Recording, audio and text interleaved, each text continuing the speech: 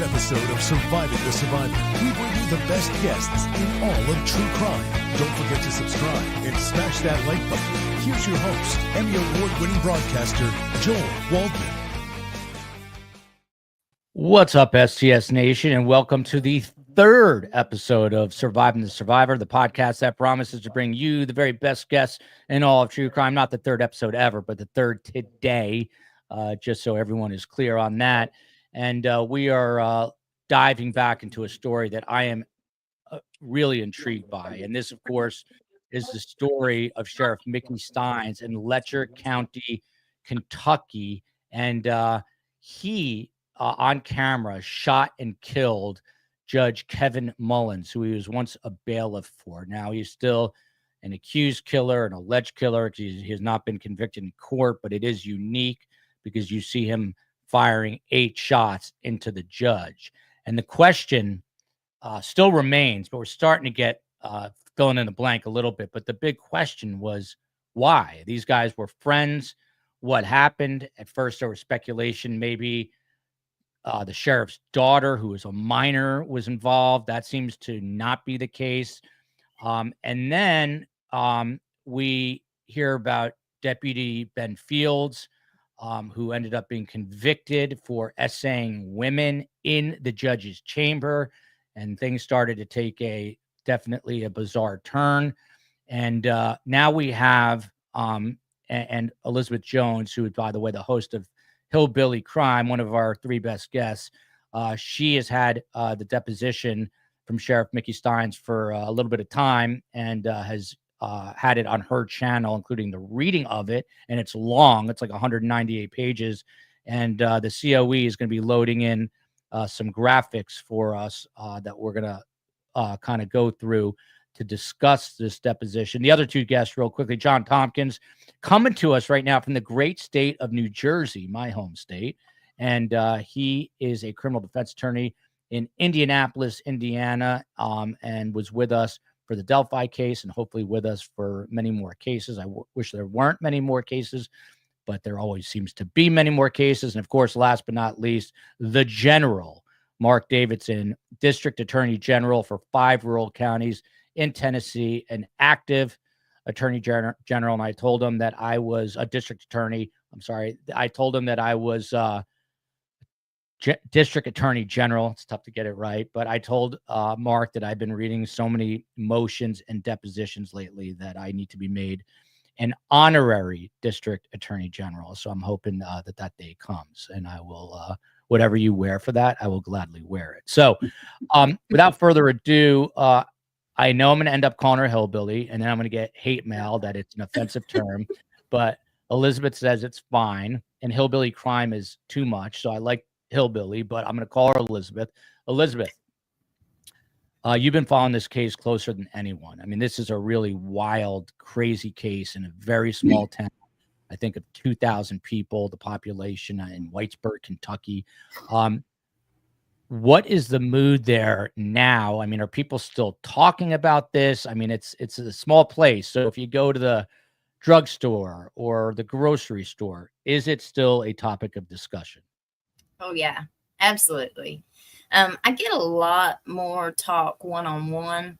A lot of times, people are just still scared to speak out where others can hear them. So I get a lot of the one-on-ones. Yeah. And so Mickey Steins, who's this guy, he gave a deposition 3 days before the murder. And, he is speaking sworn testimony, and it's being recorded, and there is a transcript. The others had been released. Do we know what was holding up Sheriff Mickey Steins and why it just came out sort of relatively recently? And by recently, I think in the last few days, correct? I'm not sure why they weren't out, but they are, from what I understand, they're public record now. So, so Buttercup, I sort of went through it, but since I like you, I'm going to go through it again real quick. The guy on the right is Sheriff Mickey Steins. The guy on the left is Judge Kevin Mullins.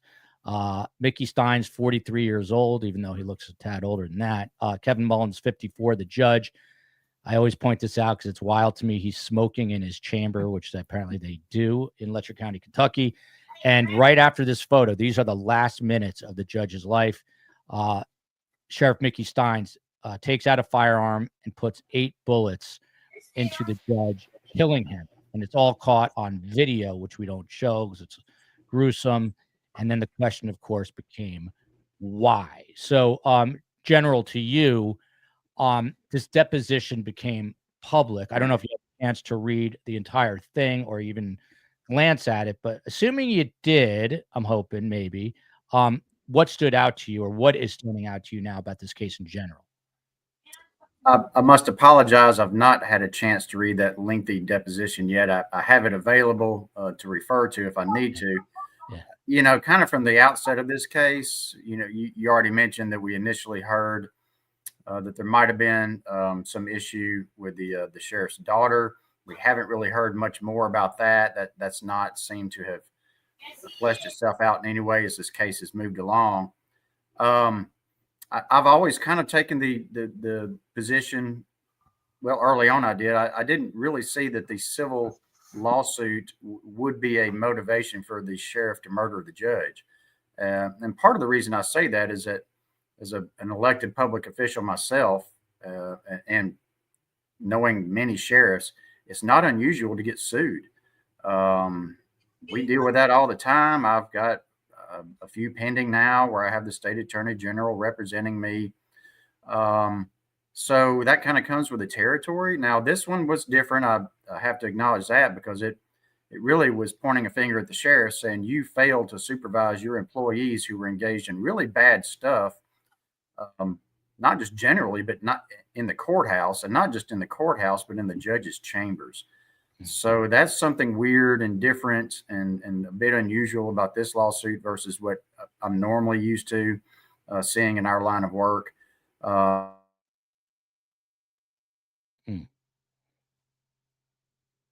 That's Mark freezing up, I hope, and not me. Better Mark than me. But Mark, you're back now. You're back.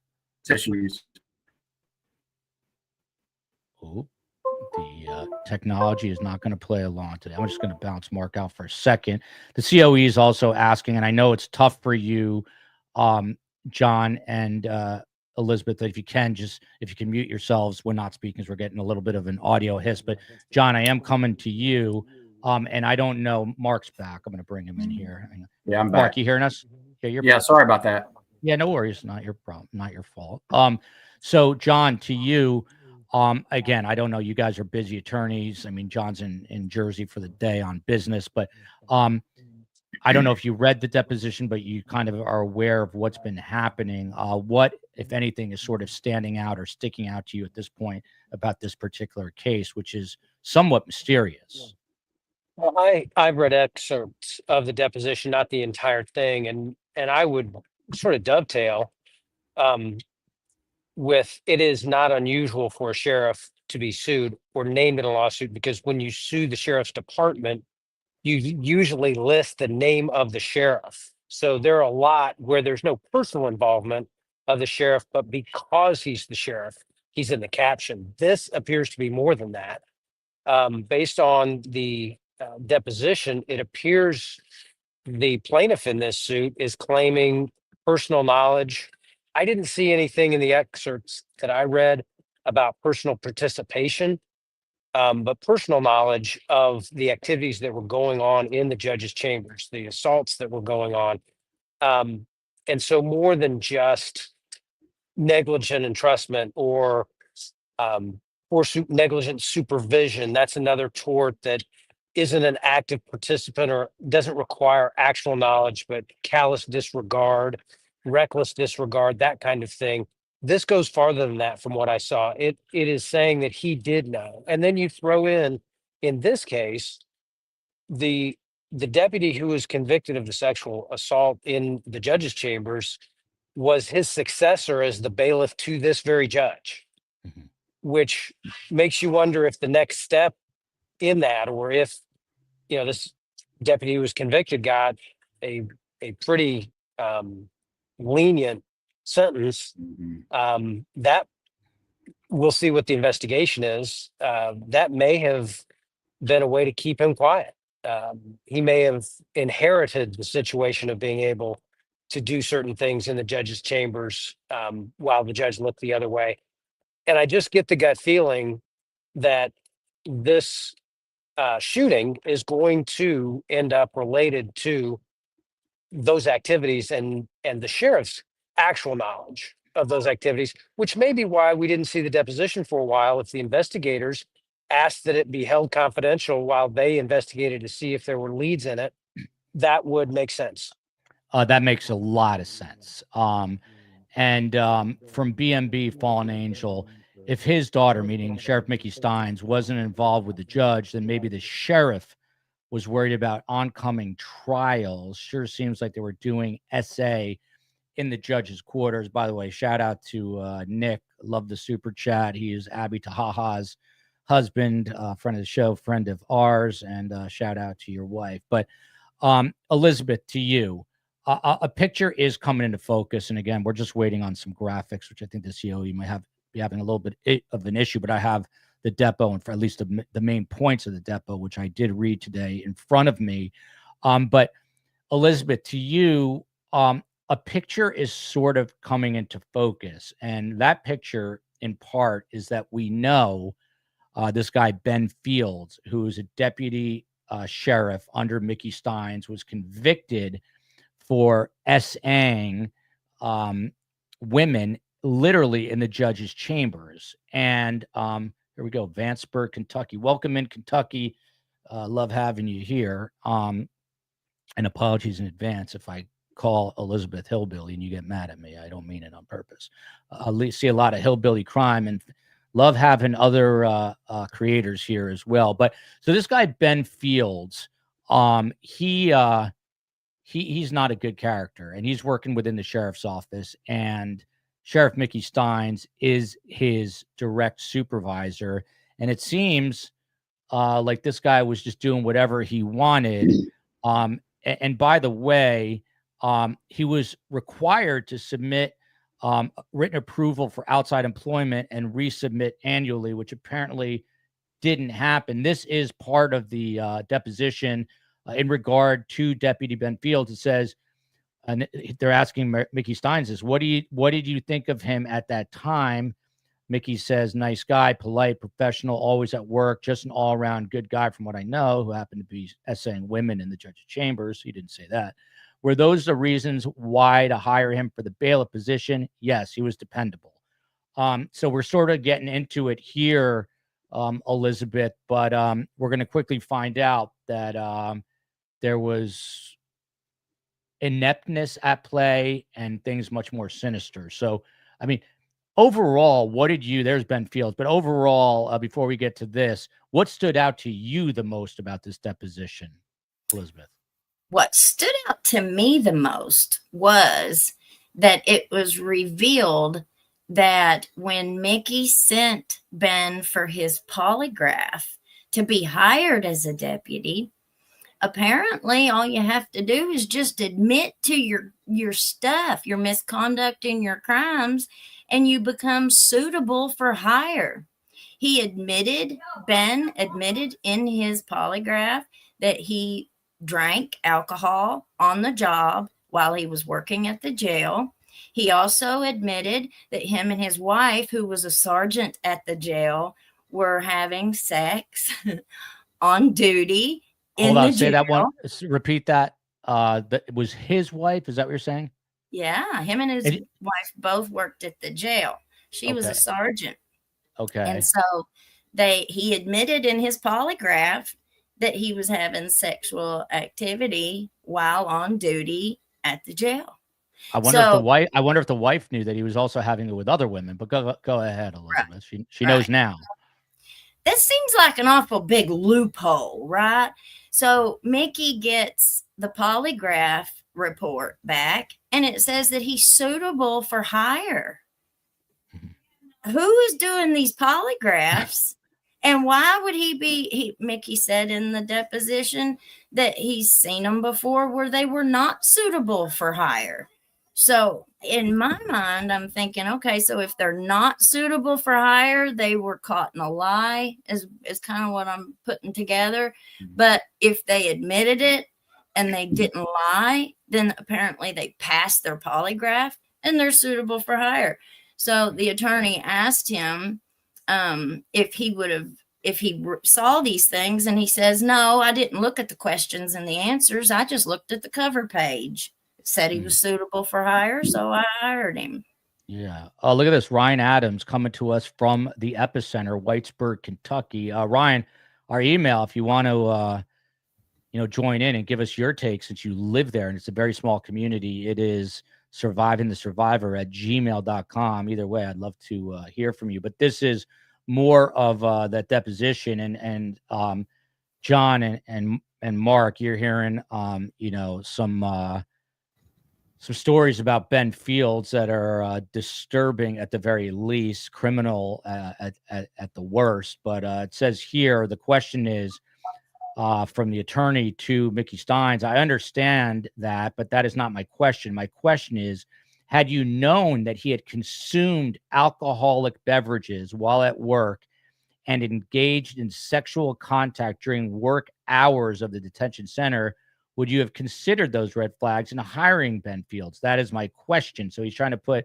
Sheriff Mickey Steins back on track. And of course, Mickey Steins now getting some heat from lawyers for allowing this. And he says, yeah, I would not condone that type of activity on the job. But your testimony is that you weren't aware of that. Is that correct until today? No, absolutely not. General Mark, is he saying that he was aware of it? I'm confused here. Are you saying that it's because there are a lot of double negatives? Is he saying that he wasn't aware of it? Elizabeth, how do you read this? That he's not aware of it, or he was aware of it? I think that he is trying to say that he was not aware of it. I think if you go a little bit further in the deposition, it says this day that he was actually doing the deposition wasn't the first day. I think he says later on that it was when he listened to Ben's deposition, or when he listened to something that Ben had done previous, or just maybe a few days before that, with his attorney preparing for this deposition. That was kind of how I took that. Abby Tahaha. Now look at this. The couple is weighing in. I love it. Watching the Ellen Greenberg show from earlier. Yeah, Joel, I felt like a kid in the back seat while mommy and daddy argued. No politics. Thank you, Abby. That story, for those who do not know, Google Ellen Greenberg. It's finally getting traction after 14 years. The very short of it is that she was stabbed 20 times, 2 after she was dead, or at least 1 after she was dead, and it was ruled self-unaliving. And almost everyone, including now the original medical examiner who switched it from a homicide to a self-unaliving, he himself came out and said it is not a self-unaliving. For those asking why I'm saying self-unaliving, it's because you can't use the S word on YouTube. But Scorpio Girl, thank you so much. Please do hit the like button. Okay, so General Mark, I guess your take on this bit of the deposition, and it's sort of like guilty by association here. He's, in charge of this deputy Ben Fields. This guy's drinking on the job, having sex with his wife, and obviously we learn other women in the judge's chambers. Do you feel here that this heat is now starting to build layer upon layer on Sheriff Mickey Steins? Well, it kind of looks like it. I mean, he's clearly saying in the deposition that he was not aware of that behavior. He didn't bother to look through the polygraph report to examine the questions and the answers. He just took it at face value, and it said apparently that he had not lied or shown indications of deception, and therefore was suitable because I guess he confessed to his misdeeds to the polygraph examiner. I agree with Elizabeth that that's concerning. And the sheriff ought to be looking through the polygraph. So John may know better than I do if that starts to get him into some negligent territory there. But, let's assume that it does. Let's assume that the sheriff is in danger here. He's in some jeopardy civilly because he's admitting that I didn't even bother looking at this report, which would have uncovered this problematic employee's behavior. What's the end game here? Damages. The county's going to have insurance. This is early in the lawsuit. It's a civil case. The sheriff is elected.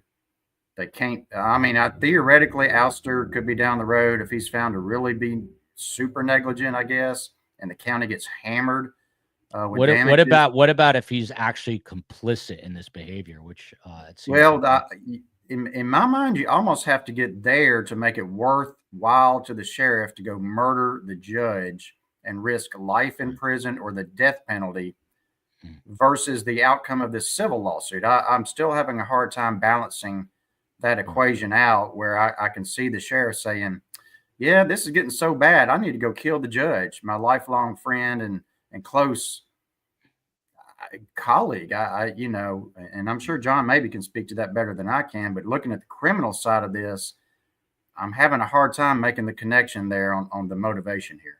Yeah. By the way, Joanna also coming to us from Whitesburg, Kentucky. Cute pup you got there. If you live, I'll make it simple. If you live in the Whitesburg, Kentucky area, please, and you want to talk about this or you have thoughts, the platform's open either for you to be on or just to talk to me. It is survivingthesurvivor@gmail.com.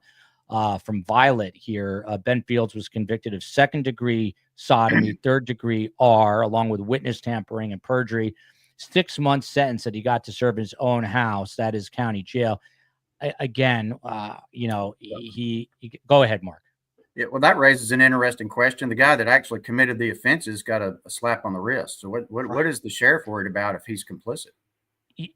That's interesting. But back to that, Elizabeth, I know you mentioned it last time, but why was it so short? Why did he get out so quickly? Well, he took a plea bargain. I think a lot of us feel like the Attorney General's office really dropped the ball on this whole thing, because the Attorney General's office is the one that was responsible for this investigation, the criminal investigation into Ben Fields.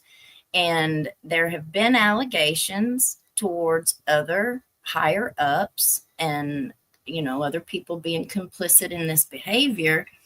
But it almost seems like once they got a guilty plea from Ben, they didn't investigate nothing else. And I'll tell you something else that stuck out to me in that deposition is that Mickey says as soon as he heard the first complaint about Ben from the reporter, some reporter had called him on the phone and asked him about it. And he said that was the first time that he knew about it.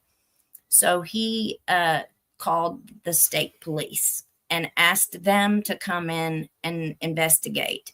And he said that the state police declined to investigate because he said they were too close to them. Why is the state police investigating Mickey shooting the judge then? If they were too close to investigate Ben and his sexual misconduct and crimes in the sheriff's department, why are they all of a sudden not too close to investigate this murder? Interesting and a good point. Louis C here, back to John. No one has mentioned Ben Fields was a Letcher County constable before Steins hired him. And this is why we were talking about the background check here being important, but it sounds like it was a pattern of behavior. But John, to you, just getting back to that previous part of the deposition here, and then we have another graphic to go through. The lawyer leaning on him here pretty heavily, and the sheriff basically putting his hands in the air going, no, I wouldn't condone that type of activity on the job. Do you think that during the process of this deposition, and I saw a comment like this in the chat, that Mickey Steins himself was starting, like we're doing, to put together this sort of holistic picture, and was feeling like he was going to get maybe dragged down or dragged into it, possibly part of it? And that's where he's like, it's just too much for me. Because to Mark's point, it would have to be something more than just kind of a reprimand about a deputy. I mean, albeit a serious one, but it have to be more than just that.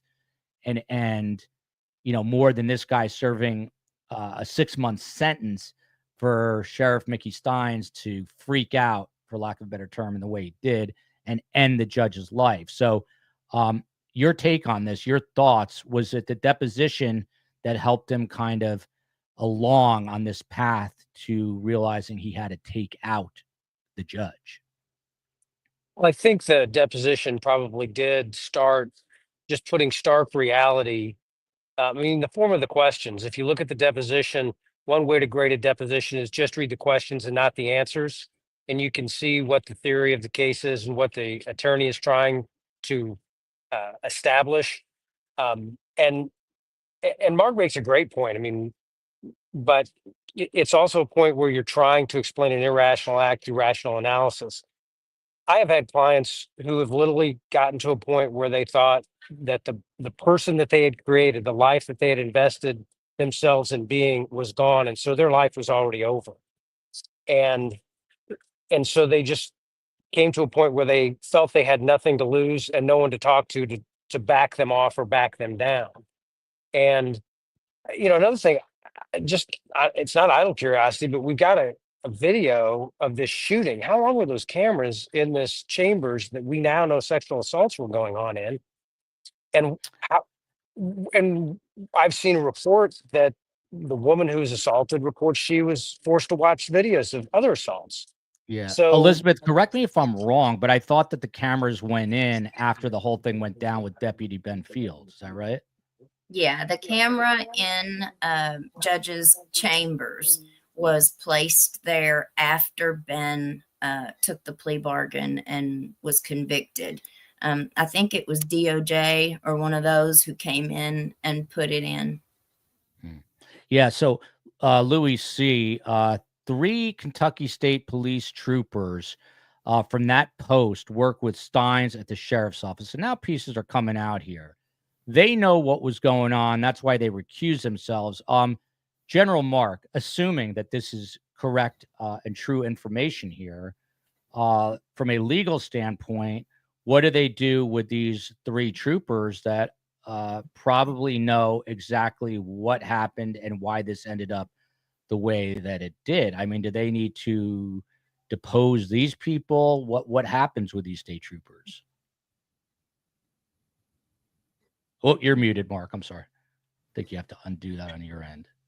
Yeah. Can you hear me now? Yep, I got you. Yep.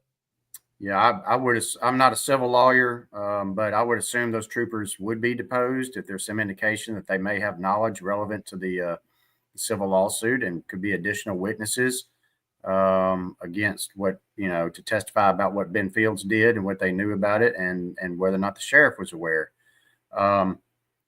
Kind of getting back to John's point about, and I get it, clients do crazy things. We deal with that all the time, and sometimes it's hard to understand irrational behavior. But we're talking about an elected sheriff here, a law enforcement officer with a lengthy career. You would assume somebody who's pretty accustomed to dealing with very difficult things, very tough crime scenes, tough personnel issues. That's not an easy job. And so I find it, unless he had some kind of mental breakdown, I find it hard to believe that he would be terribly fazed by this civil lawsuit to the point where he would engage in a murder on camera when he knew that there was a camera in the judge's chambers. Yeah. He's the sheriff and he runs the building and he's in charge of that building and he's in charge of security. He knows it's going to be on film. Yeah. And by the way, we're going to get to it, but there is a part of the deposition where the attorneys for Sheriff Mickey Steins make it known that he suffers from some sort of illness that could potentially affect the brain. And that's an interesting part of the deposition. So we'll see. And I don't know, what was the reason for that. We can get to Elizabeth on that in a minute. But here is back to John. This is another very interesting point. It turns out Sheriff Mickey Steins, who's running this jurisdiction, from a law enforcement standpoint, never had training. He went to the academy, Mr. Shaw says, but not, let me explain his academy training. And then another lawyer says, let him testify for himself. So the deputy sheriff, he says, has an academy that is 20 weeks long.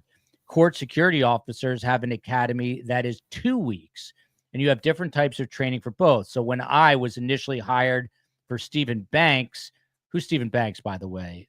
He was Elizabeth? the sheriff 2 sheriffs ago.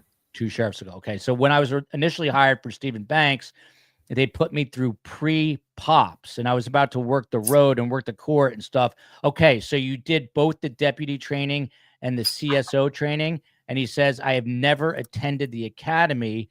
That is what you first asked when I was first. You've got a year to attend. So, John, the title of this thumbnail, because it's becoming more apparent that it is lawless in Letcher County, is lawless in Letcher County. That's the title. And now you're finding out about a sheriff who's supposed to be the top law enforcement official in Letcher County. And the guy never went to the academy, never had training. He only had court training, which is 2 weeks. No, he didn't even have that. The only thing he had was the pre-pops, which is the fitness test. He ended up being grandfathered in for the court because he had been working there so long. So he didn't have any of the academy training. And by the way, I don't want to body shame, but it is important here because you just heard Elizabeth say that he had to take the fitness test. He was, I think, 400 pounds or close to it, right, Elizabeth, at the time? He was really heavy. He's in this picture here. He's lost. He had lost a lot of weight since he's been sheriff. But they said he played football when he was young, and he used to be pretty fit before he gained a lot of weight. So I don't know what year that was that he took the pre-pops. It sounds like it was when he was like 20 years old or something. So that he might would have passed it back then. That's a good point. Good point. Age does take a toll on the body. John Tompkins, what about this, that now it's being revealed in the deposition? This guy never had proper training to be a sheriff. He was literally a guy in uniform wearing a badge who, I don't even know how he learned to shoot. I mean, maybe, he learned on his own or from his father, who knows? But what's your take on this part, this aspect of the deposition? Well, it's highly unusual for a deputy to not have proper training. Now, I understand, and we run in occasionally to a reserve deputy or an auxiliary deputy who has gone through the pre-training but has not been sent to the academy, and he doesn't have arrest authority, but he's out on road patrol. And that's a huge administrative error by the sheriffs in Indiana, and it makes an invalid arrest. So it's not something that would not come up if he was actually out on the road. Now, they tucked him away in a couple of jobs where he didn't need the law enforcement on the road training because he was in a bailiff's position, for instance. And then once you're elected, anyone can run for sheriff. You do not have to be a trained law enforcement officer or have experience as a law enforcement officer to run for sheriff in any county, anywhere. Now, most do, just because that's the career track they've chosen. They're law enforcement for their career, and so they have all that. But not every sheriff, and not every sheriff for that matter. We occasionally have a judge in Indiana, and the last one that we had retired about 10 years ago didn't go to law school because she had been a legal secretary and she ran for judge, and she was in a small county and everyone knew her. She was more than competent. Wow. And she did a very good job, but I will say she received extensive training from the Supreme Court that all judicial officers get. So I don't understand how he could last that long, even tucked away in places to avoid the formal need for the training and have an excuse to not go do it at some point. Yeah. By the way, the people of Letcher County and Whitesburg, if I may say, I am positive, are really good, hardworking people. They don't deserve this, this level of what appears to be corruption. And Mark, back to you. Great question. And then we'll get to this next part of the deposition. The cops watch the public in Letcher, but who watches these cops? Now, it should be people like John Tompkins, criminal defense attorneys, should be the protectors. But here, and I'm not going to get into names tonight, but there are allegations even against criminal defense attorneys in town. And Moon Goddess says it best, this level of corruption is insane. I mean, I would have to agree. It sounds quite lawless. General Mark, what about this that this guy doesn't even go to the academy, and he's running, the whole community's law enforcement? You heard John just say that there was a judge that wasn't an attorney, but what does this say about corruption in small towns to you? Well, Sheriff Steins would not be a sheriff in Tennessee. You cannot run for sheriff in Tennessee without being post certified, which means you've been to the academy and you receive annual training. And so you have to be a post certified law enforcement officer to run for judge. Sheriff. You can't just decide to run for sheriff. No, apparently that's concerning that that's not the case in Kentucky, because that would invite this kind of lax supervision and oversight. I would think. I would add, you can't be a judge in Tennessee anymore without being a lawyer. We had that 30 years ago, but that's gone too. So you got to. However, Mark, this is more reason for you to make me an honorary district attorney general. Right. I don't need a law degree. Yeah, your badge will be plastic, not metal. Yeah.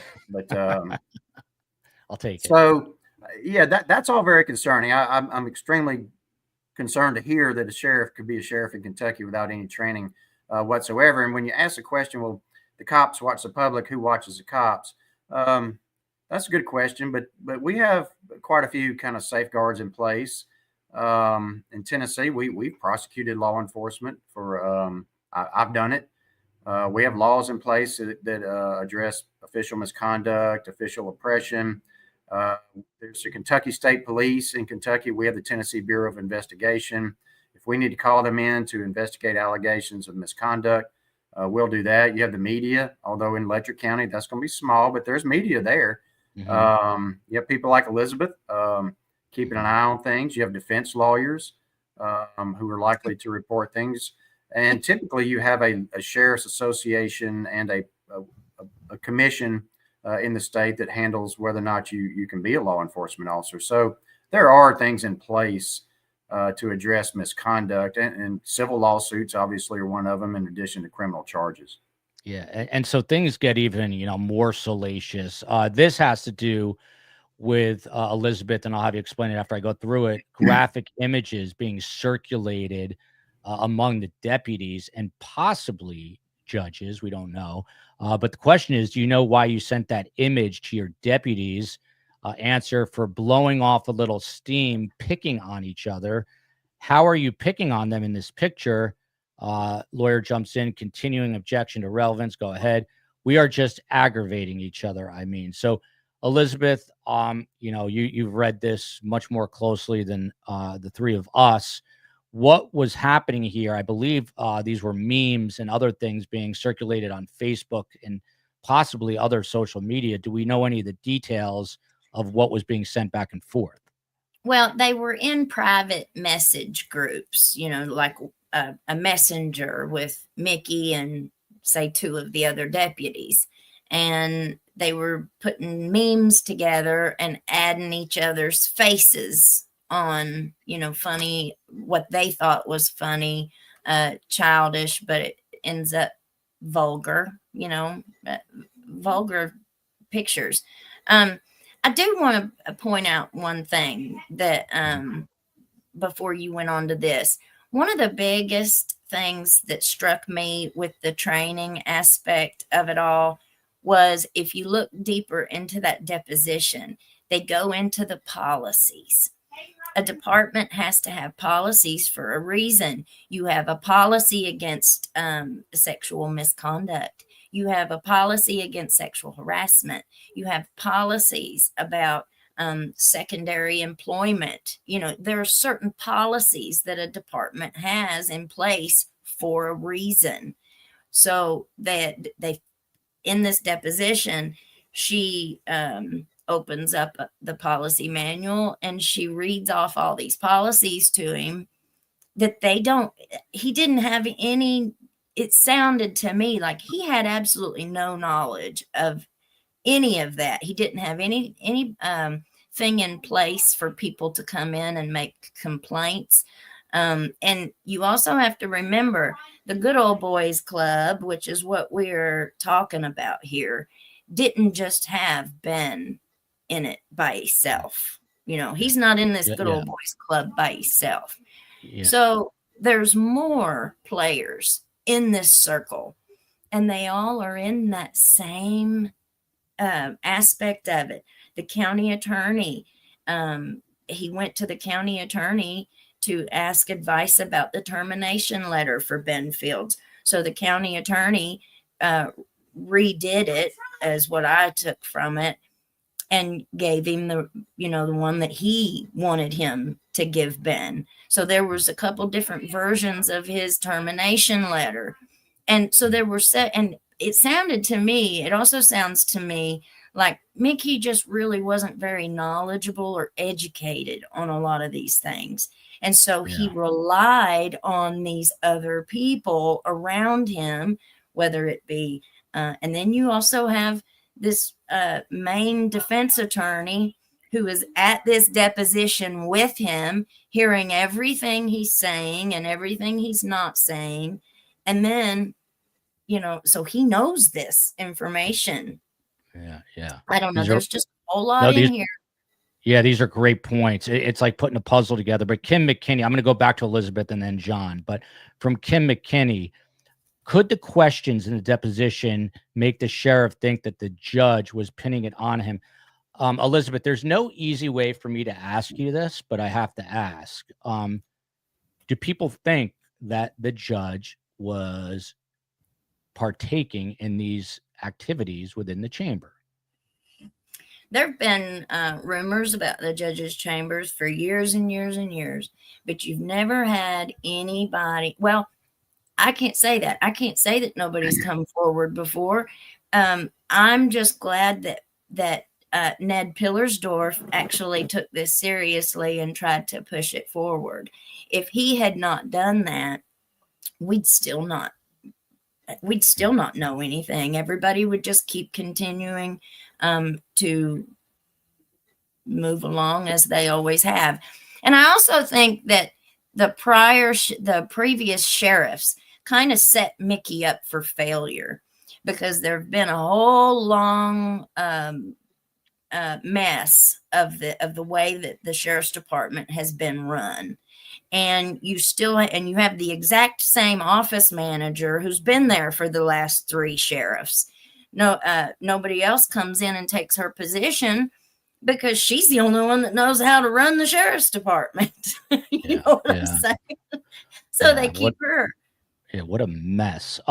John, to you, continuing on with these graphic images being circulated among the deputies and who knows who else. The question is, why did you send this to these persons who you supervise? The answer, I thought it was funny. And you wrote, and I am looking at 2040. You wrote, I was trying to be respectful, but that is funny. Was you referencing the image that you sent? Yes, is the question. What kind of example do you think that you were setting for the folks working under you by engaging in this kind of conversation with your sheriff's deputies? Did those communications that we just looked through, did those violate any of the Letcher County Sheriff's Department policies that we reviewed earlier? Yes. Which ones? Conduct. So, John, couple things here. He's admitting, some level of guilt. But again, he's being, publicly shamed now in a deposition that he knew was going to be made public, for basically being a horrible boss, being an untrained sheriff, sending, lewd and lascivious photos around while he's married and he's got this daughter. Again, I mean, this just seems to be a place, and I mean this with all due respect to all the citizens of Whitesburg and Letcher County, that the powers that be are really corrupt. Isn't that what we're finding out here?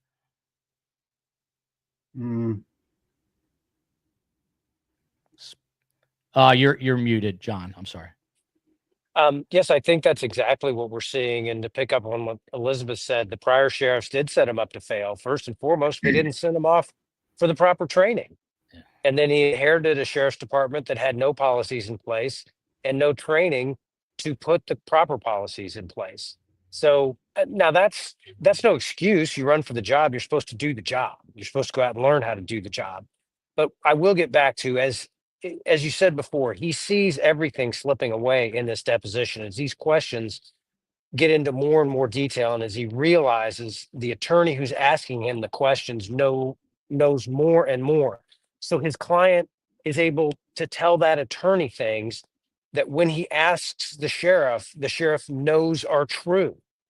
So he knows that that woman is talking to that attorney and the cat is out of the bag. And then we get to the point of, where does he just think this whole thing is falling apart and I'll just take everyone down with me, or I'll try to, maybe he gets paranoid and thinks everybody colluded with her and they're setting him up to get him out of the picture so things can go back to normal.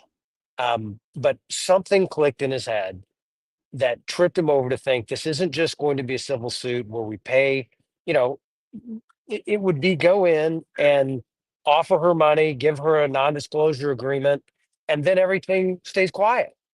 And internally, there are some adjustments that are made. Maybe some people are forced out, et cetera. But that would not be an unusual resolution. He didn't see that, apparently, my speculation, but clearly his actions show he did not see that as the path that was going to be what they move forward on. Wow. Squeaky wheel here. John, I'm coming back to you on this. Seems to me that if Mickey Steins felt justified in this shooting, he'd want everyone to know why he did it. We have the exact opposite here. A really good point. His defense team will come up with something outrageous. You're a defense attorney.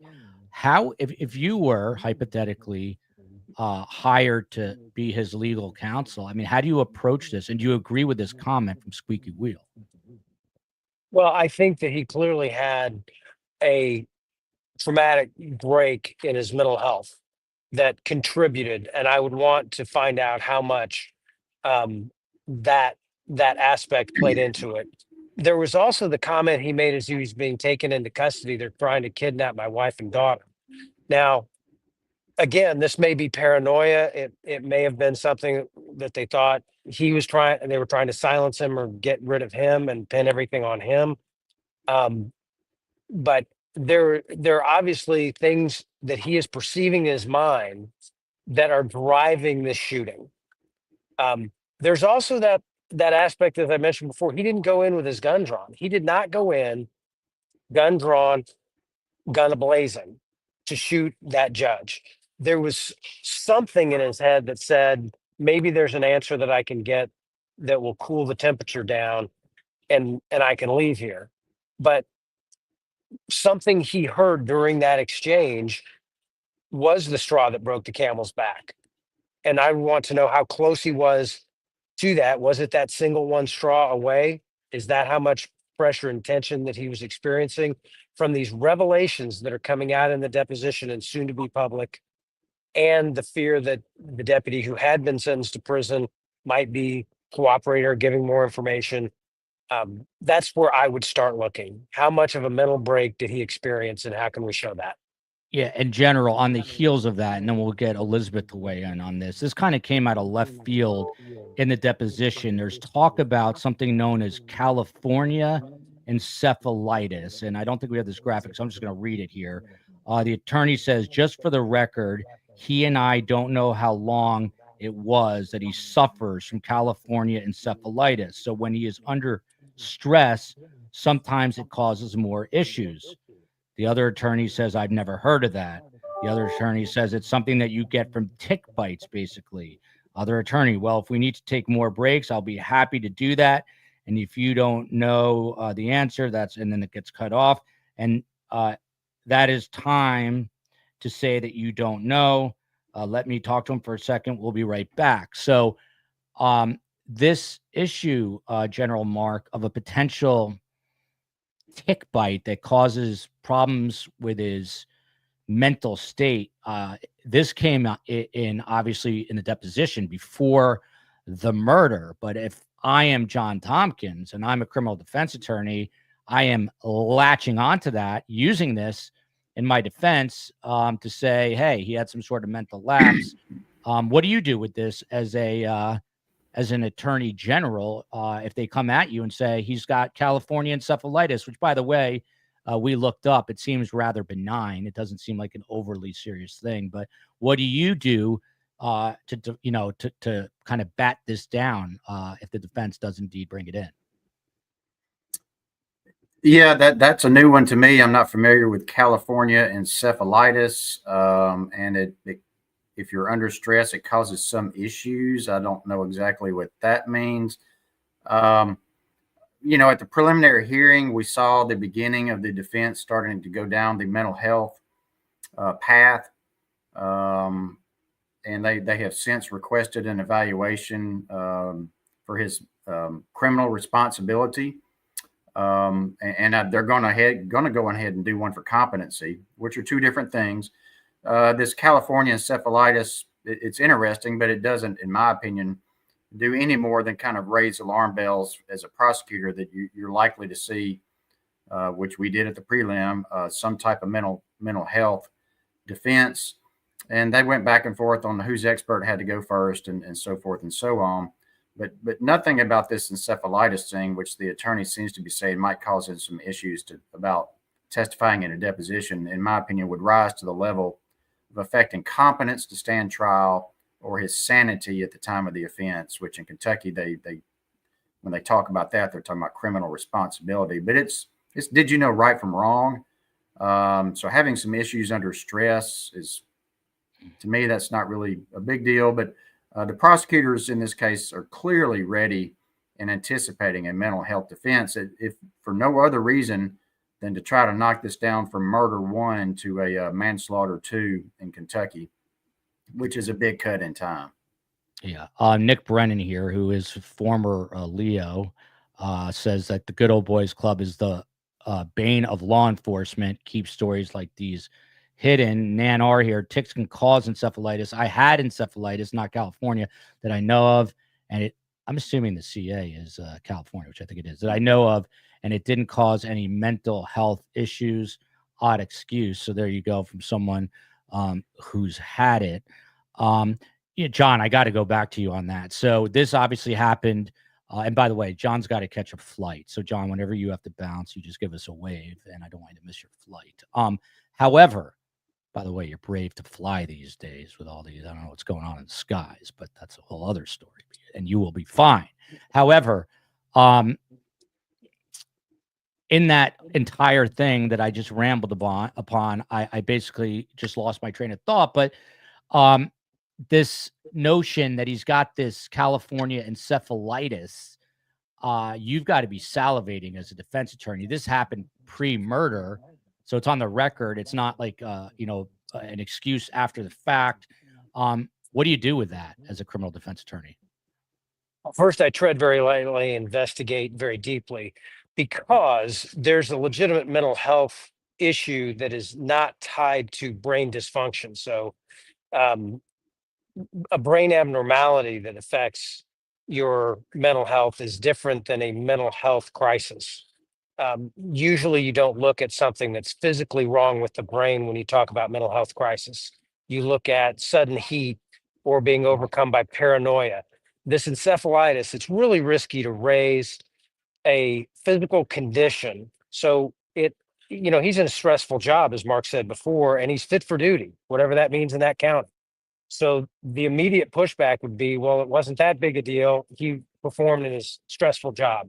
2, how much of a treatment history does he have for encephalitis? Because it's really dangerous to come out the day after you committed a crime and say, oh, I've got this illness that explains it. And that does not look good to juries, and it is just a punching bag defense for a good prosecutor. So I would tread very lightly, but responsibly investigate to see if it might have contributed, might have lowered his threshold. But before I brought it up and incorporated it into the defense, I would want a reputable doctor who knew what they were talking about to tell me that was possible. Now look, you're already being quoted. Tread lightly, investigate deeply. Attorney John Tompkins, who will live on forever, in perpetuity. Elizabeth, I got to ask you, I mean, there's some other things here going on. The sheriff in the deposition says he first heard of the allegations against Deputy Ben Fields. He's the one who was convicted of essaying women in the judge's chamber, that he heard about it from a reporter. Mickey Steins did, not from internal reports. And it says the sheriff was unaware that Chris Triplett reported sexual misconduct allegations to the department in December 2021. Tell us who Chris Triplett is. And are you surprised that the sheriff finds this out basically in the paper or wherever else? I don't know if I actually believe that or not, to be honest with you, because apparently this is Jennifer Hill's boyfriend. So this would be the girl that passed away from the OD. Mm-hmm. Yeah. The other victim of Ben Fields. So it was her boyfriend. And according to him, in what he told the Kentucky Attorney General's office, and it's in the civil suit, that he called down there and one of the females answered the phone. He said something to him over the phone about it. And I think, if I remember correctly, I think they hung up on him. So then he went down there in person. He tried to give the complaint that Ben was doing this to his girlfriend in person. And somehow Mickey wasn't there. So he left. And he says that he was pulled over 4 times later that day, 3 or 4 later that day by different officers. One guy pulled him over in a red truck that had lights and stuff. Then another deputy, I think it was supposed to be, I'm not going to say any names, but it was a male deputy and a female deputy pulled him over. And each time they pulled him over this day, they told him to keep his mouth shut. That they had heard there was all kinds of talk going through the sheriff's office about what he was trying to say, and they were telling him to stop it right then. And so I don't see how, if 3 or 4 deputies are going out to shut him up, that Mickey didn't know about it. You know, I just don't see him doing that and not at least telling Mickey about it. Yeah, but the way you're putting it makes a lot of sense. Go ahead. I want to take this completely in a different place. Please. About Mickey and his defense. Well, one of the things, if you remember what his defense attorney said, the very last interview that he gave, that I saw anyway, he said that Mickey had, when they brought up the paranoid body cam footage of him leaving the courthouse that day, his own attorney said he had every right to fear for his life. And that he was afraid that he had said something wrong in that deposition, or that he was going to say something wrong in this case, or that he had already said something wrong. When I found out that the lawyer was at the deposition, he had 2 lawyers at the deposition. He had one that was representing him in his official capacity as sheriff, and he had another one that's one of the good old boys in his circle that was sitting right there with him, representing him as an individual in his individual. And that person has quite a reputation, from what I understand. Yep, he sure does. And so that makes sense to me. That maybe he had said something wrong or said something that had implicated. And that's what his lawyer said. He was afraid that he was going to say something, or that he already had said something, because he was put in a very delicate position being around so much bad misconduct. Yeah. Let me go back to Elizabeth on this one. No disrespect, but Mickey Steins does not seem like the sharpest crayon in the box. Does anyone think he was being set up? Do you think he was being set up, and that's why he was so paranoid? What say you, Elizabeth Jones? Well, you got to remember that Mickey was Judge Mullins's bailiff for over 10 years before he became sheriff. So he has been in that courthouse for a very, very long time. They've had weekly poker parties. They've had all this this has been like a family. You know how the mafia is. They're a family. Yeah. Speaking of families, Elizabeth, let me go here from Violet. What did Mickey Stein's wife know that she asked him to leave the marital home 2-ish weeks before this happened? Do we know? Well, I'm not convinced that she kicked him out. Now, I know that that's been reported by national networks, but I think from what I have been told, he left on his own because of the paranoia, or I don't know if it was the paranoia, but the fear that he had that somebody was going to do something to him or his family. What I have been told was that he was staying away from home on his own accord. Yeah. So that makes it a little different. Yeah. And one more for Elizabeth, then I'm going to get back to the attorneys here. Didn't Steins call his daughter on both his phone? These are the reports that came out before he calls him on his phone and the judge's phone. Has there been any confirmation or anything further on that? Because I'm not really sure how that fits in now. It did originally when you thought maybe the judge was doing something nefarious with the sheriff's daughter. That's what I think everyone was thinking at the beginning. But what about this? Have we learned anything more about these calls, if they even were made? I said it from the very beginning. If you remember, I think that's just a red herring. I think that doesn't have anything to do with what the cause of this is. But that's just my opinion too. Yeah. So General, back to you. The investigation process is also discussed in this deposition. Turns out the sheriff did not conduct any sort of internal investigation into this Deputy Ben Fields. That's perfectly fine. I'm going to give John one more question, so he doesn't. Let me go to John then, because he's got to catch his flight. So John, the sheriff, it turns out, did not conduct an internal investigation into this deputy who's then convicted.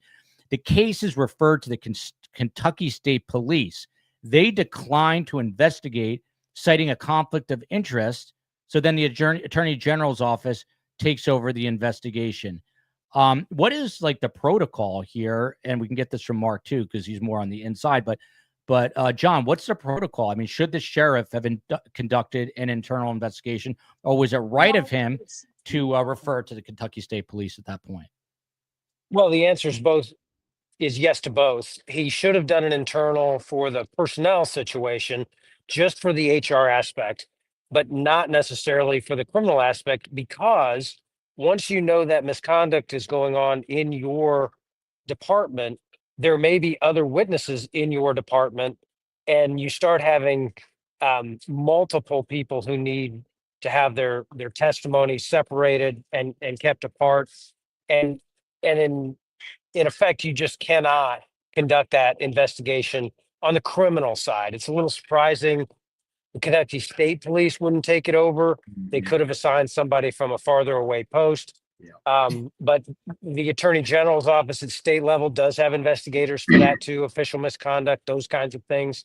The Attorney General in Indiana doesn't get involved in criminal prosecutions, but they can refer things for criminal prosecution.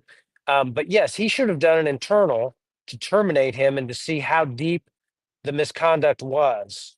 But in doing that, he's really disqualifying himself from the separate criminal investigation that has to take place. And I'd like to know what this polygrapher is doing. He's responsible for doing the lie detector and making a recommendation on hiring. I mean, he should be in a lawsuit too. What's his standard for saying hireable? Yeah, exactly. I know, John, you got to catch a flight. And it sounds like and I'm sorry, I do have to go. I'm going to sound like an old Jewish mother. Text me when you land safely. All right, I need time to pack my chute. All right. Have a safe flight. Take care, all. Take care. Lisa Christopher, thank you for that. And then Terry's got this comment. Mickey had a future, a daughter graduating this coming May in a few months, family time without drama in the future. So why would he throw that out the window? The judge said we need to talk privately. Another great point, Elizabeth. I think you were going to make a comment as well. So the floor is yours. I don't remember what I was going to say okay. now. So let me, I'm glad it's not just me then. There's also, by the way, Mark, not just like memes, but there's references to strip clubs in this deposition. The sheriff does admit his behavior is horrible. There's never any official reprimands or documentation filed about any of this. Now, it gets more interesting. There are additional reports and missed complaints. Brianna Cornett's mother, Christy Fultz, and I have to tell you, I don't know who they are. So, Elizabeth, who are these people? Well, if you read that deposition, I think what they were saying was that one of the ladies, I don't know, Joel, go ahead. Yeah. I honestly don't know. No, well, this case is like a real tangled web here. But Mark, so there's a woman named Brianna Cornett who we have to find out who she is, and her mother, this woman Christy Fultz, Fultz, she allegedly reports issues to the sheriff about Deputy Ben Fields, but the sheriff denies recalling such a report. Robbie Kinser and Judge Kraft, I don't know who either of them are other than a judge, had knowledge of allegations, but also failed to report them sooner, later apologizing for the delay. Stacey Yates, another person, reported witnessing inappropriate discussions in drug court, but was allegedly told to stay quiet. Doesn't matter so much. Hello, Oak Park. Thank you for being here. Any relation to Bob? Let us know. General Mark, who these people are aside, these are law enforcement officials and judges who are literally just ignoring complaints here, which is, again, why we're calling this lawless Letcher County.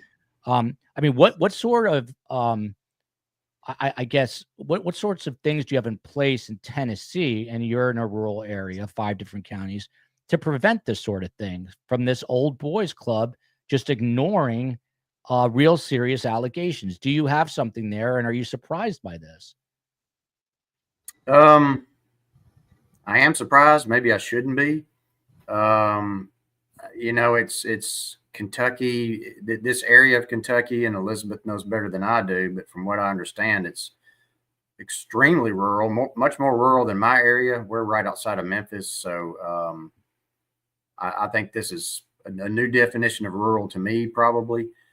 Very tight knit, very close knit, and you can see from the deposition that there is quite a bit of this, and I hate to use the term "good old boy," but guys having fun at each other's expense, engaging in juvenile kind of silly behavior. I've seen some of that myself. That's not uncommon in law enforcement. They work together under a lot of stress, difficult job, doesn't pay a lot, and they will blow off some steam here and there as they can. But to get to your question, we have a number of things in Tennessee. People can make anonymous complaints or reports to the state comptroller's office for fraud, waste, or abuse. The TBI, the equivalent of the Kentucky State Police, has a hotline that people can call. So there are avenues, at least in Tennessee, to get around this kind of tight-knit community where nobody really wants to call out somebody else's bad behavior. I can't speak to what Kentucky has in place, but I have to imagine that there were other avenues. And my guess is these folks just didn't want to go on the record complaining about the local sheriff in such a small community. Yeah. It was earlier in the show. A bunch of people are here from Whitesburg. If you are from Whitesburg or the very close vicinity, please feel free to email me. I'd love for you to survivingthesurvivor@gmail.com. You could even use this as a platform to get your, I'm sure you guys are all frustrated with this level of what appears to be serious corruption. Go ahead, Elizabeth. You got to remember too. So Edison Banks was our Commonwealth attorney. Before Edison Banks passed away about 2 months after Mickey shot Kevin, but he was our Commonwealth attorney for over 20 years. In the last, I don't know how many years, it's been since Mickey was sheriff. So it's just been within the last couple of years. So Edison Banks got sick. Well, he went and got him an in-home, live-in medical aid that was a little young, early 20s. Well, she ended up getting pulled over 2 or 3 times driving his official attorney vehicle. You know, it's got the little license plate on the back that says official. Well, she got pulled over carrying heroin, meth, you name it, she had it. She was carrying so many drugs, and she did not go to jail. She didn't, nothing happened to her. They ended up putting an article in the newspaper about it, and Mickey, so they Kentucky Attorney General's office appointed another county's Commonwealth attorney, special prosecutor for that case for her, for one of the cases for her. She had 2 or 3 or 4, and in Letcher and Pike County. And that prosecutor, the Bell County prosecutor, wouldn't even answer the phone. Mickey sent off one of the substances to the lab that she was caught with, and it came back as the F word that's unaliving everybody. Mm-hmm. Well, she had it all. And that prosecutor would not even put in that she was even going to take it to court. Like, they never prosecuted that case. So this is Edison Banks. He says that somebody recommended her to him. She apparently had a really bad drug habit, but somewhere these drugs are coming from his aid, that's his living aid that he ended up giving his power of attorney to. And she's fighting for his estate right now that he's passed away. These are the kinds of things that you can get away with in Letcher County. And that's not right. That's not right. No. And that brings in drug trafficking. And we're also looking at some sex trafficking if it really goes down that path. And look, Elizabeth, I think, is indicative of the good people of Letcher County in Kentucky. And again, this needs to be looked into, the corruption. I mean, if there's any silver lining in the death of this judge in a horrific manner, it'll be that they fix some of the corruption. Ryan Adams, who is here from Letcher County, from Whitesburg, the epicenter, no, he wasn't being set up about Mickey Steins. He was Judge Mullen's court bailiff for 14 years. There is nothing which took place which would have been a surprise. Mickey has always been very paranoid in his thoughts. I love getting sort of the inside scoop for the people who live there. Just one other thing here. My iPad's about to die, so I'm going to plug that in so I don't lose it. But General Mark, to you, this guy, I'm going to bring this guy up. I did some looking around, some sniffing around when I heard about this case, because I'm like, how deep is the corruption here? And in 2008, this is in a different area of Kentucky. Former Judge Tim Nolan from Newport, Kentucky, was sentenced to 20 years in prison for human trafficking. He made a plea deal, but tried to back out of it at the last minute. And I think it was something very similar. And then there's another guy, a Kentucky attorney. Florence attorney is serving a prison time for his involvement in a human trafficking ring and is now banned from practicing law. Robert Poole pleaded guilty to 7 counts of promoting human trafficking in Boone and Benton counties in 2022. Poole was sentenced to 8 years in prison along with a fine and 9 protection orders. On Tuesday, the state of Ohio, where he also practiced, permanently disbarred Poole for unethical conduct following a similar ruling in Kentucky. Now, if you go to any state, and by the way, this is an important paragraph. According to prosecutors, Nolan traded heroin for sex and forced victims to have sex with his friends.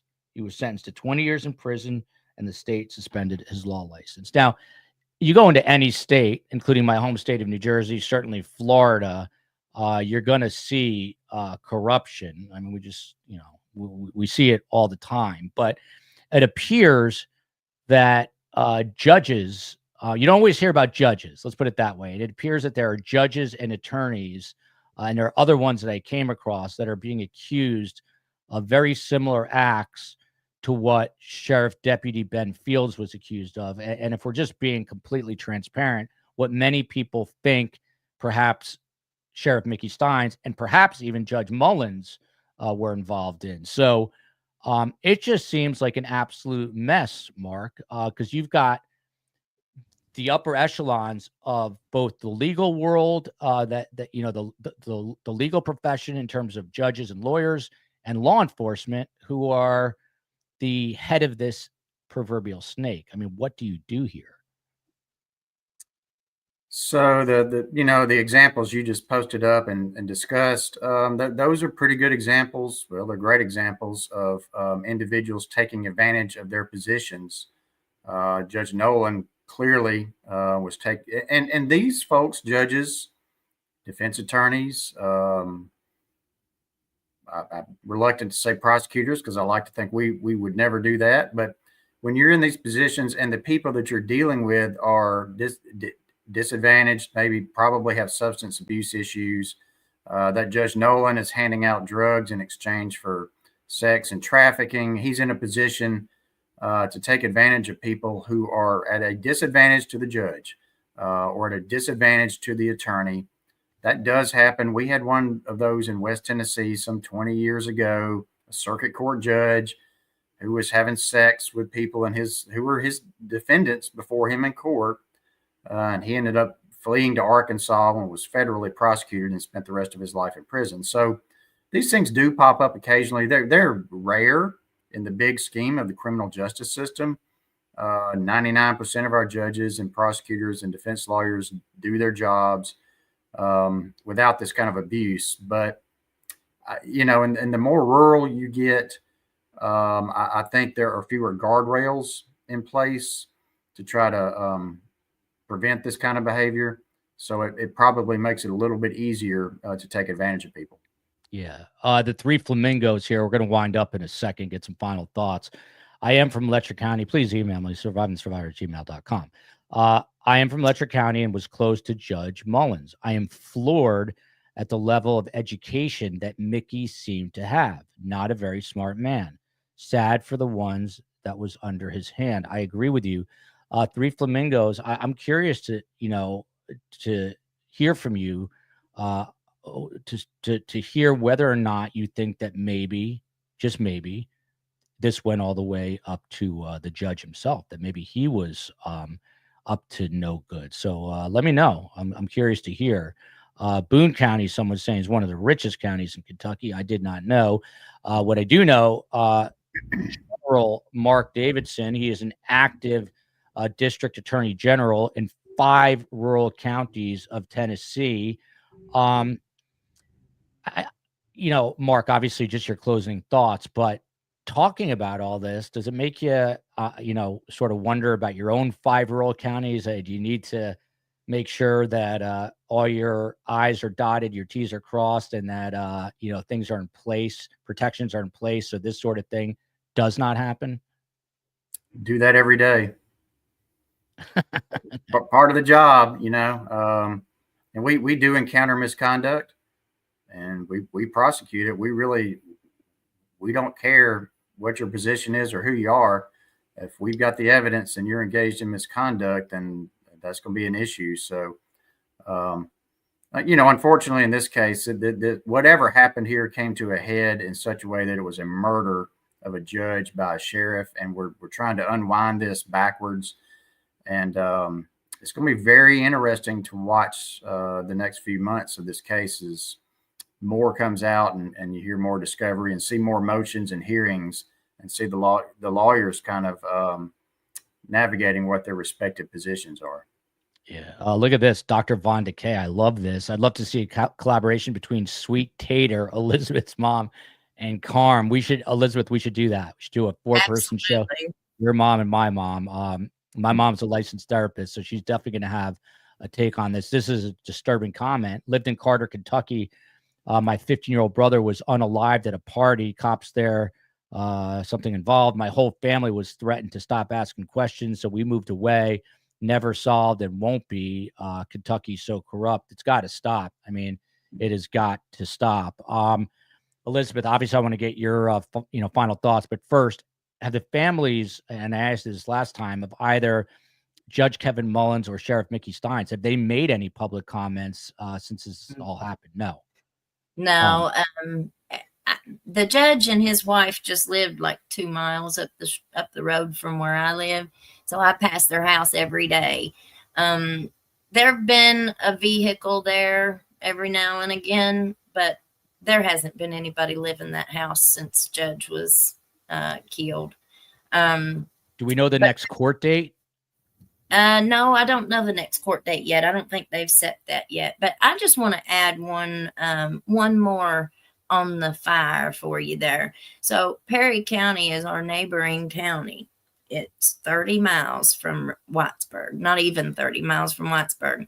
The Commonwealth Attorney in Hazard last year, the year before, was investigated by the FBI for a lot of sex crimes that he was committing against the people that he was supposed to be prosecuting.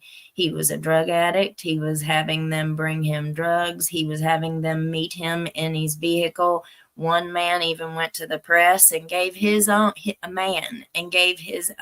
victim statement saying, what was I supposed to do? This prosecutor was making him do smack stuff with him. He said, what was I supposed to do? He could send me back to prison.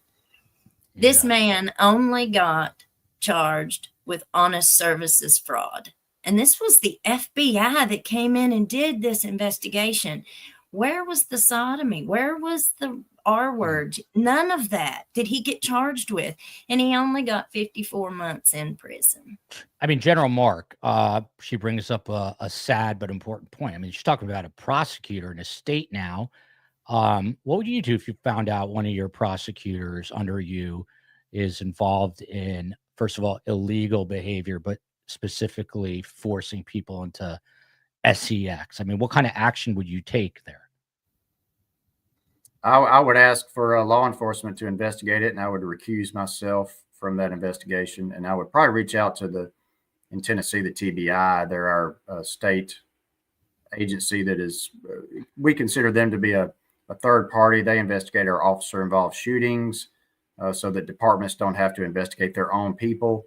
And so that's the outside agency I would call in to take a look at some kind of allegation like that to determine if there's any merit in it. Now, I would, as we discussed before, probably do an internal investigation of my own for HR purposes to figure out, do I need to discipline or fire this person, and what merit do I see? But I would be aware that I should not be trying to do the criminal side of it. Yeah. I'd like to fire someone just to be able to say I fired someone. I've never had that. No, it's not fun. That's a dangerous thing, right, Mark? It's no fun. It's no fun. Well, it's dangerous. Real quick, and Elizabeth, you're going to get the final word. Erica Little here, Jenkins, Kentucky here. I'm not accusing anyone of anything, but didn't Judge Mullins have close ties with a local businessman who is also accused of the things people were accusing Mullins of doing too? I don't know who that is. Erica, if you want to email me, survivingthesurvivor@gmail. It appears Elizabeth does. Elizabeth, I need to get your final word, and also your final comments here. But again, like, Elizabeth is an example of the good people of the state of Kentucky and the good people of Letcher County. They deserve much better than this. So kudos to Elizabeth for reporting on, not sort of, but actually reporting on this. And I was going to say, kind of blowing the whistle here, albeit the whistle is being blown slowly because information is just trickling out. But Elizabeth, your final thoughts, and this has got to get fixed. The man that Miss Erica is speaking of here was Judge Mullins's college roommate back in the college days. And he ended up being charged with 44 counts of sexually abusing 2 children, one under 12 and one under 16.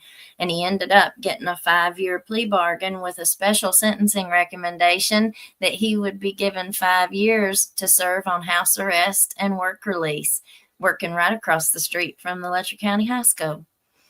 Mm-hmm. Now, these are the kinds of things that we're seeing. I just told you that the FBI came in and did this investigation with Scott Blair, the Commonwealth attorney. You've got Edison Banks doing whatever.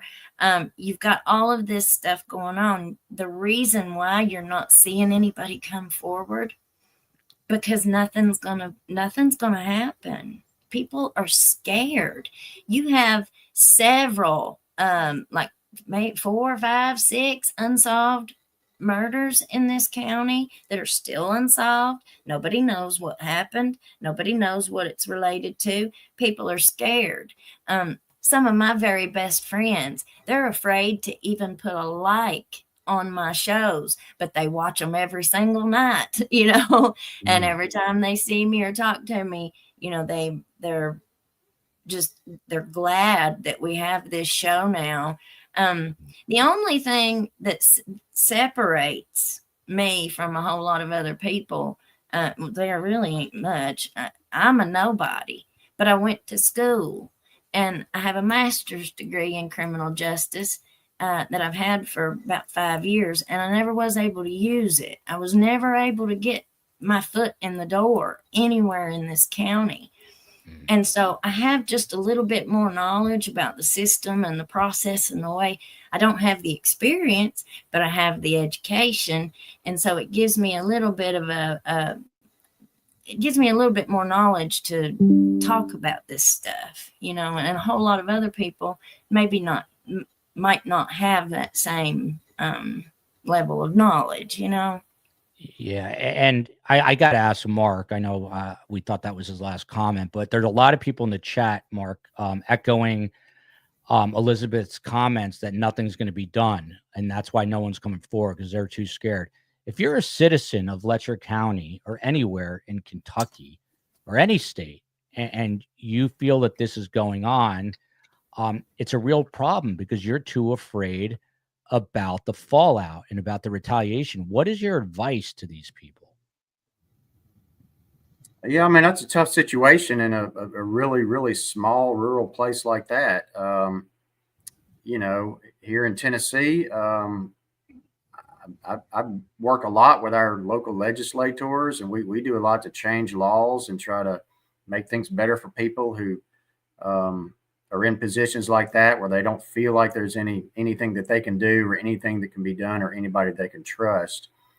I think you're seeing from the Kentucky Attorney General's office in this case, they appear to be very competent and doing a good job prosecuting this case. I would like to think that people in Letcher County might feel like they could reach outside the county to people at the state level. But I'm not that familiar. Elizabeth seems to be thinking most people don't think that's a real option. The Kentucky Attorney General's office is the one that gave Ben 6 months.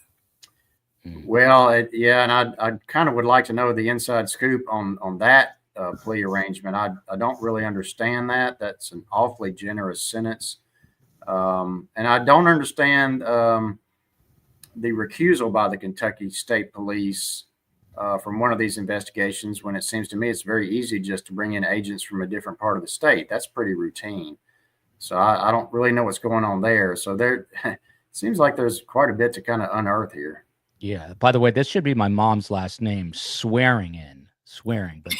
Swearingen. But it's like people who don't have money, they can't fight. It doesn't matter if you're right. The system will swallow you whole. That might be the sad truth. So, Elizabeth, let me ask you the same question I just asked Mark as my final question. You've got to have friends, people yourself included, who kind of look over their shoulder because they're worried about retaliation or worse. What is your advice to your neighbors who feel stuck right now? Stay home. Stay home. Stay out of trouble. I go to ball games and my kids' ball games, and I stay home and I work. So I'm not too scared for myself. My mom is terrified for me. But I'm not at the bars. I'm not out drinking. I'm not doing the things that put me at risk of getting pulled over and being in some kind of a confrontation with police. So I don't know, honestly. Yeah, you're doing incredible work. If you don't know, you know now. Elizabeth Jones, host of Hillbilly Crime, she's really been on top of this case from the beginning. And then you got Mark Davidson, who's an active district attorney general. That's why we call him the general for 5 rural counties in Tennessee. And I'm going to talk to Elizabeth offline. We'll definitely do a show if she's down to do it with her mom and my mom. I think it'll be hilarious, good YouTube, and also insightful. So we will plan on that. We will see you tomorrow night. We're doing Maddie Soto, another difficult case. Sadly, it is true, Lindsay. I am still going.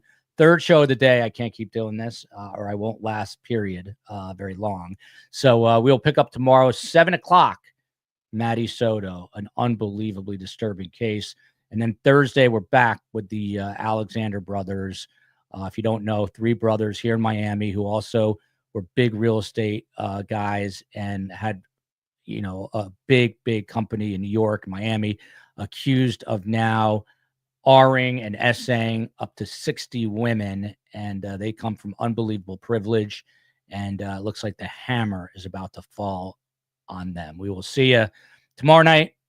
Love you, America. Love you, Tennessee. Love you, Letcher County.